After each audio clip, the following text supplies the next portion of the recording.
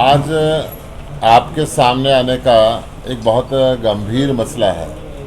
Bharatiya Janata party के समालका से उम्मीदवार अशोक कुच्छल जी, जिस मुकदमे में पहले 1 साल जेल काट चुके हैं, गंभीर अपराध जिनके ऊपर लगे हुए हैं और एफआईआर दर्ज हुई समालका पुलिस स्टेशन के अंदर। इसके सेक्शन में आपको बता दूं 109, 115, 116, 120 बी, 195, 211, 384, 388, 389, ये सारे जो कोर्ट की प्रोसीडिंग आज की तारीख में चल रही है, जिसमें 10 साल से ऊपर की सज़ा हो सकती है, ये सारी उन्होंने छुपाई है, अपने नॉमिनेशन में नहीं भरा। तो उनका नॉमिनेशन रद्द करने के लिए हमने आज हरियाणा के मुख्य चुनाव आयुक्त को अपील की है। धनपत सिंह जी को मैं खुद व्यक्तिगत स्तर पे भेज चुका हूँ कि ऐसा गंभीर अपराध जिसके ऊपर 10 साल से ऊपर की सज़ा हो सकती है और जिसके लिए कानून के अंदर मना है कि वो व्यक्ति चुनाव नहीं लड़ सकता, ये section 21M Haryana municipal act ये है।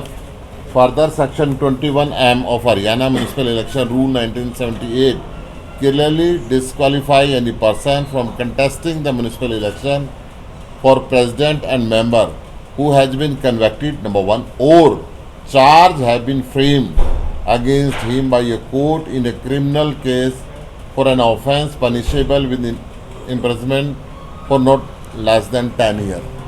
ये सेक्शन 120B के अंदर ये आता है और समालका के फर्स्ट क्लास मजिस्ट्रेट की कोर्ट के अंदर ये केस पेंडिंग है, जहाँ पे चार्ज फ्रेम हो चुके हैं, एविडेंस पे ये चल रहा है। और इन्होंने इतनी बड़ी जो गंभीर बात है खुद कैंडिडेट ने छुपाई है और पार्टी के लिए भी निर्देश होता है कि पार्टी भी 2 अखबारों में, 2 नेशनल डेलीज के अंदर उस खबर को डिस्प्ले करे कि भाई हमारा ये अपराधी है, इसके ऊपर ये मुकदमे चल रहे हैं। ये मुकदमा था एक महिला के द्वारा एक व्यक्ति को ब्लैकमेल किया जा रहा था और उसमें एक्सटोर्शन मांगा जा रहा था, मनी मांगी जा रही थी। उसका सारा ऑपरेशन अशोक कुच्छल जी के ऑफिस में बैठ के हो रहा था। उस व्यक्ति ने 5 लाख रुपए दे भी दिए थे, परंतु 50 लाख रुपए मांगे जा रहे थे और व्यक्ति मजबूर होके पुलिस के अंदर गया। पुलिस ने सारी तफ्तीश की, चेयरमैन होते हुए ये सारे काम हुए। उस समय वो चेयरमैन था, 2017 की बात बता रहा हूँ। उसका सारा का सारा पुलिस के अंदर गया, पुलिस ने एफआईआर लिखी, फिर चार्जशीट फ्रेम हुई। चार्जशीट फ्रेम होने के बाद में कोर्ट के अंदर वो दोषी करार दिया गया। दोषी करार देने के बाद अब एविडेंस पे चार्जेस फ्रेम होने के बाद में ये एविडेंस पे चीज़ें चल रही हैं। 1 साल की जेल भी हो चुकी है। हाँ, 1 साल वो जेल के अंदर रहा है।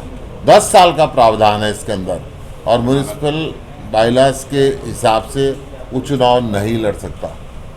अगर वो डिक्लेरेशन करता इस सेक्शन के तहत उसके ऊपर है तो वो चुनाव नहीं लड़ सकता था। तो हमें उम्मीद है कि ये चुनाव आयुक्त को इसका नॉमिनेशन अभी रद्द करना चाहिए, जो हमने आज अपील फाइल की है, और वो नहीं करते हैं तो हम कोर्ट के अंदर भी जाएंगे। चुनाव वो जीतेगा नहीं और जीत भी गया तो 3 महीने के अंदर अंदर इसकी सदस्यता रद्द होगी। यहाँ आज तो इस मामले में रिटर्निंग ऑफिसर है एसडीएम अश्विनी मलिक, उनसे मीडिया ने बात की। वो कहते हैं कि इस स्टेज पे नॉमिनेशन विड्रॉ नहीं हो सकता, ना उसको हम रिजेक्ट कर सकते। लेकिन ये है कि जो कानून कहता है इफ ही गेट्स इलेक्टेड, अगर वो चुने जाते हैं तो उसी दिन से 5 साल के लिए डिस्क्वालीफाइड हो जाएंगे, मतलब उनको घर बैठना पड़ेगा, एक दिन भी काम नहीं कर पाएंगे। अब ये हो सकता है।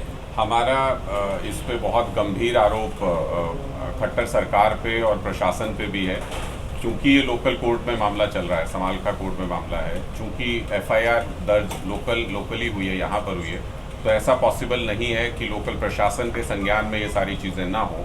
हमारा प्रशासन पर साफ साफ मिलीभगत का आरोप है। खट्टर सरकार ने और बीजेपी ने प्रशासन का दुरुपयोग करके ज़बरदस्ती ऐसे व्यक्ति को चुनाव लड़वाया और मतदाताओं के साथ धोखा किया।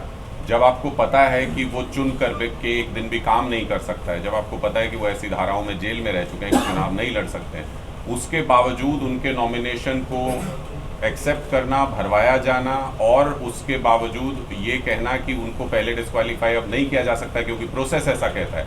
प्रोसेस तो ये भी कहता था कि उनका नॉमिनेशन एक्सेप्ट ही नहीं होना चाहिए था। प्रोसेस तो ये भी कहता था ज़रूरी नहीं है कि कोई बाहर से ही शिकायत करता है, जब लोकल वहाँ पर जो ऑफिसर्स हैं वो एक्सेप्ट कर रहे हैं, स्क्रूटनी कर रहे हैं, तो लोकल थाने से, लोकल कोर्ट से क्या उनके पास जानकारी नहीं थी? ये तो सर्वविदित मामला था कि अशोक उच्छल जी पे मामला चल रहा था, उनके ऊपर ये आरोप लगे थे, अखबारों में छपा था, सब कुछ हुआ था, तो क्या लोकल प्रशासन को इसकी जानकारी नहीं थी? हमारा आरोप सीधे सीधे ये है कि बीजेपी ने और खट्टर सरकार ने प्रशासन का दुरुपयोग करके मतदाताओं के साथ धोखा किया है। और हमारी अपील है मतदाताओं से कि ऐसे व्यक्ति को जिसका की रद्द होना निश्चित है कि वो इस पद पर काम नहीं कर सकता, उसको वोट देकर अपना वोट बेकार न करें। भरत सिंह छोकर जी बहुत ही सुलझे हुए और ईमानदार व्यक्ति यहाँ से खड़े हुए हैं, उनको अपना वोट दें और इस तरीके का जो बेईमानी चल रही है, जो भ्रष्टाचार चल रहा है प्रशासन में, उसको खत्म करने का एक मौका जो आपको मिला है उसका पूरा इस्तेमाल लोगों को करना चाहिए। गुप्ता जी 5 दिन रह गए मतदान को, आपको लगता नहीं कि आप बहुत लेट हो गए, पहले आ जाना चाहिए था आपको इस तरह की प्रेस कॉन्फ्रेंस करने के लिए? देखिए पहले भी एक इस पे शिकायत हुई है, आरटीआई एक्टिविस्ट है, उन्होंने एक फॉर्मल कंप्लेंट इस पे की है, उस पर कोई नहीं, मैं वही कह रहा हूँ, वो कंप्लेंट अभी भी पेंडिंग है, अभी भी वो चुनाव आयोग के पास कंप्लेंट पेंडिंग है, उस पर कोई एक्शन नहीं हुआ, इसलिए हम लोगों को अब सामने आना जवाब। वही मैं कह रहा हूँ कि नोटिस और जवाब ये तो खाना पूर्ति है, दिखावा है। जब आपको मालूम है कि ऐसा केस है तो नोटिस किस बात का दिया जाता है? नोटिस तो इस बात का दिया जाता है कि आप इस पे जवाब दीजिए कि क्या ऐसा है कि नहीं है। आपको तो मालूम है कि है, समालखा कोर्ट में केस चल रहा है, सारी जानकारियां, सारी एफआईआर आपके सामने है, प्रशासन के सामने है, तो इस पर नोटिस इशू करने का कोई इस पर तुक नहीं बनता। और अगर इसको प्रशासनिक चीज़ों में उलझाया जा रहा है तो वो अपने आप में बताता है कि कहीं ना कहीं कवर देने की कोशिश हो रही है।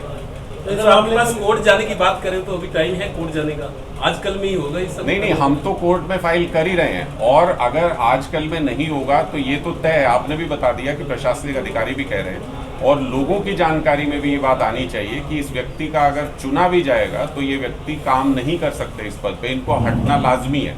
तो मतदाताओं के लिए ये जानकारी में आना बहुत ज़रूरी है कि वो अपना वोट वेस्ट ना करें, ऐसे व्यक्ति को वोट देके जो सारी प्रशासनिक मिलीभगत के चलते जो नियम है उनको ताक पर रख करके ज़बरदस्ती चुनाव लड़ रहे हैं। मैं तो इसको ये कहूँगा कि ज़बरदस्ती चुनाव लड़ रहे हैं, मतदाताओं को धोखा दिया जा रहा है। तो हम उनको सचेत करने भी आज यहाँ पर आए हैं कि न सिर्फ प्रशासन का दुरुपयोग हुआ है बल्कि मतदाताओं को अंधकार में रखा गया और अपना वोट वेस्ट करने का कोई फायदा नहीं है। तो ये जागरूकता भी बहुत ज़रूरी है मतदाताओं के लिए। तो गुप्ता जी एक सवाल है कि आपके जो प्रत्याशी हैं वो भी समालखा क्षेत्र से ही हैं, उनको नहीं पता था इस मामले के लिए कि वो पहले आपको इस बारे में? नहीं, प्रत्याशी ने हमें बताया, प्रत्याशी ने नहीं, उन्होंने बताया एक अपील जो आरटीआई एक्टिविस्ट ने लगाई वो भी प्रत्याशी की जानकारी के अंदर थी, उसकी इंतजार की जा रही थी, तो ये सोचे तो उस पे एक्शन होगा। सर ये मामला तो जग जाहिर था, ये मामला तो जग जाहिर था, जग जाहिर था। इसलिए कहने कि भारतीय जनता पार्टी सिर्फ अपने प्रत्याशियों को छुपाने का, बचाने का काम करती है। कानून में ये भी लिखा हुआ है कि जग जाहिर है तो पार्टी भी 2 अखबारों के अंदर देगी।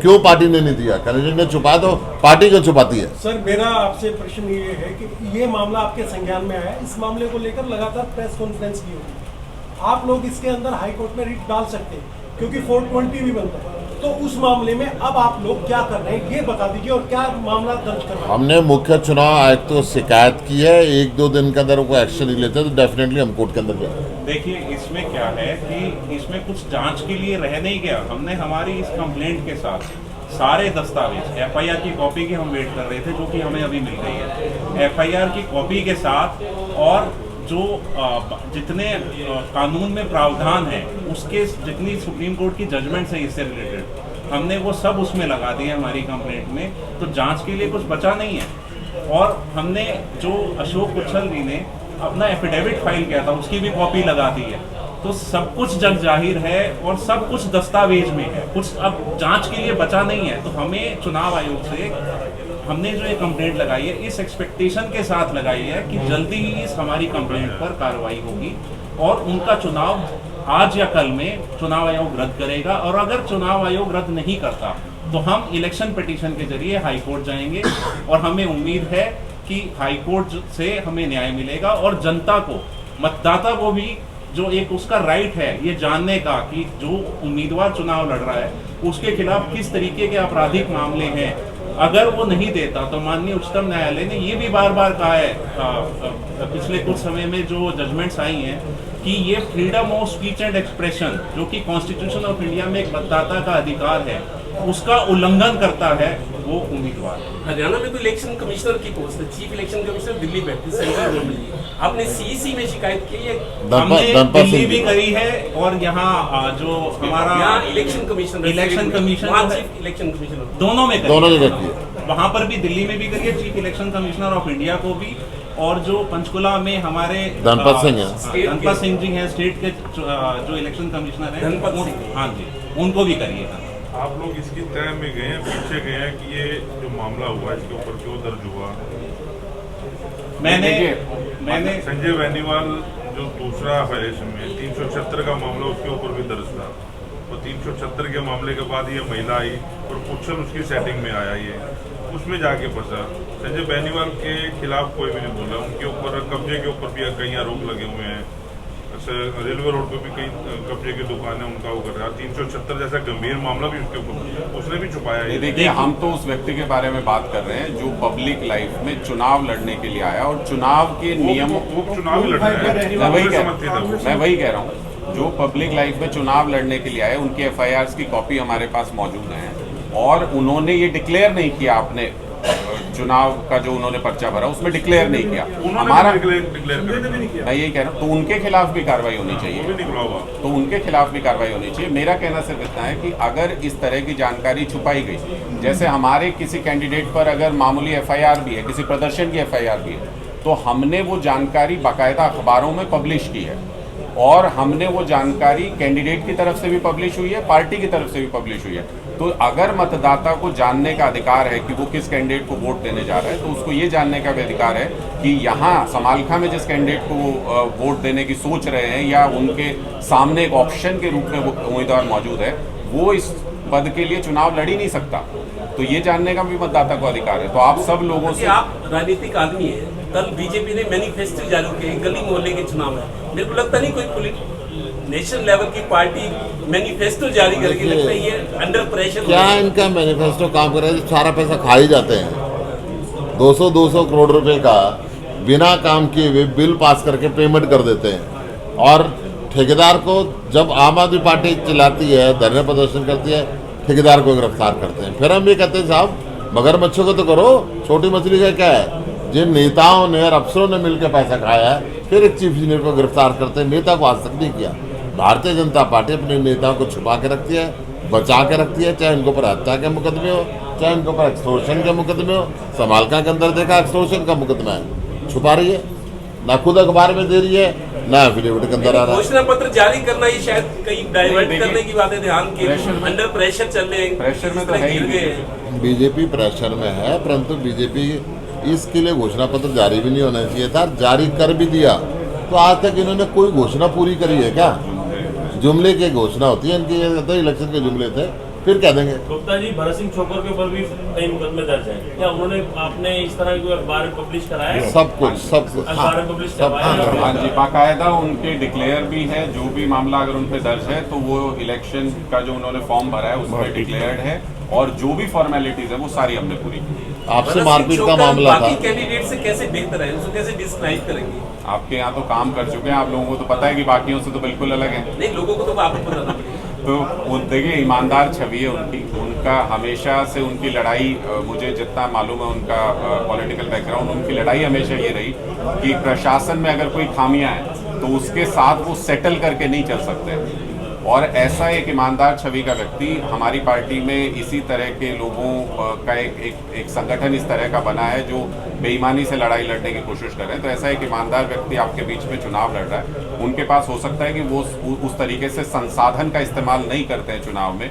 उनका हो सकता है कि वो उस तरीके से पैसा भेजा इस्तेमाल नहीं करते हैं चुनाव में, लेकिन आप सबके बीच में उन्होंने काम किया है। आप ये तो जानते हैं कि वो 24 घंटे आपके लिए अवेलेबल रहते हैं। आप लोग ये भी जानते हैं कि वो ईमानदार छवि के व्यक्ति हैं। आप लोग ये भी जानते हैं कि अगर प्रशासन में कोई बेईमानी करेगा तो उसको भी नहीं करने देंगे। तो मुझे लगता है कि सिर्फ एक भ्रष्टाचार खत्म होने से निकाय की 99.9% समस्याएं खत्म हो सकती हैं। और इसलिए हमारा मैनिफेस्टो, हमारा मुद्दा इस पूरे चुनाव में, सिर्फ इस सीट पर नहीं पूरे हरियाणा में एक ही है, भ्रष्टाचार। सिर्फ एक भ्रष्टाचार के मुद्दे पर हम चुनाव लड़ रहे हैं, क्योंकि अगर ये खत्म हुआ तो निकाय में सारी समस्याएं सुलझ जाएंगी। अपना विरोधी किसको मानते हैं आप समालखा चुनाव में? देखिए, कोई विरोधी नहीं है। एक दो जो ऐसे विरोधी थे वो सारे ये मामले दर्ज हो गए, इनका कैंसिल हो जाना है। तो अब बिल्कुल सीधा सपाट चुनाव समालखा में हम लोग जीत रहे हैं। मतदाताओं को पता है कि आपके सामने अगर 4 ऑप्शन है और उनमें से 3 इनवैलिड हैं, तो एक ही बचे, भरत सिंह छोकर एकमात्र जो काबिल उम्मीदवार है यहाँ समालखा में तो है। निर्विरोध चले जाएंगे? हो सकता है, हो सकता है।